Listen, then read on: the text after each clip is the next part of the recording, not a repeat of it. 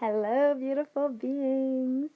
I am Jasmine Rose, and today I want to talk about Bramacharya, which is the Sanskrit word for non excess. And some definitions of Bramacharya explain it as celibacy and, in some case, fasting. But in reality, Brahmacharya is so much more than celibacy or fidelity. But what is Brahmacharya? And Brahmacharya is a call to avoid greed and excess. And it reminds us to really greet each day with a sense of abundance rather than indulgence, and treating our bodies as the sacred temples that they are meant to be. And so when Brahmacharya non-excess becomes stable, then the yogi gains a lot of energy and power. And if you were honest with yourself, you know that excess is really draining. And excess is a result of forgetting the sacredness of life.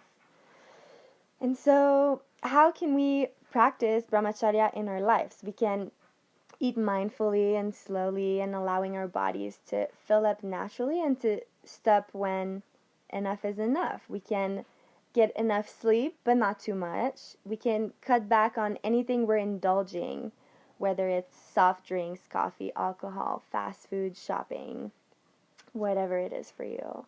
We can treat our body as a temple and feeding our bodies and mind just enough of healthy foods and thoughts. We can get focused and motivated on our yoga or handstand practice, but refrain from overtraining to the painful point, right?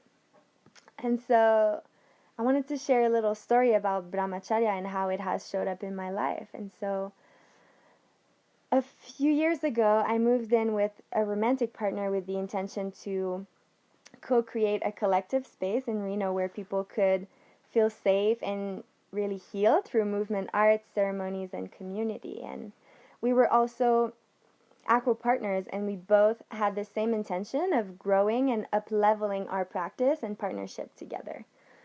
And so we were super focused on our goals for physical training, and we would train every single day, literally, and sometimes for multiple hours, and we would do that for about 15 months in a row.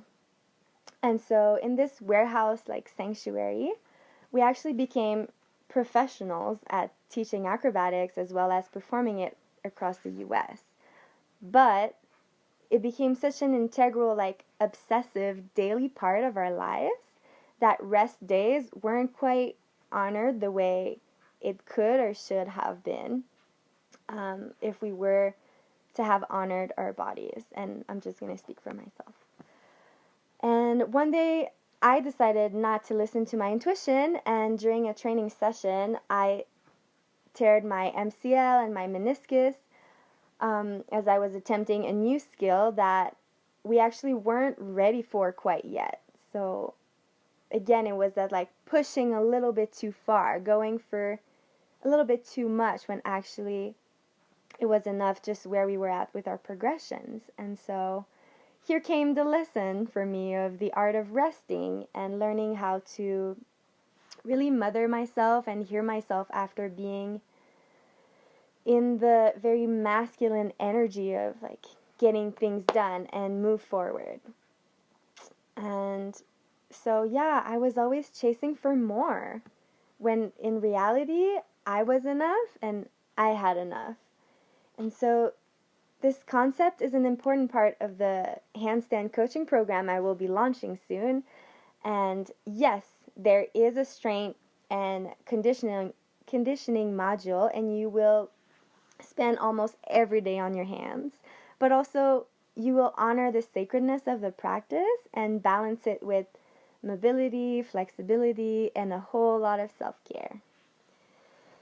And so if you are excited and curious about the offering that's coming your way, then please go ahead and drop a handstand emoji below. I am so grateful that I get to share what I love and what helped empower me, and truly know that anything is possible. I am sending you all so much love.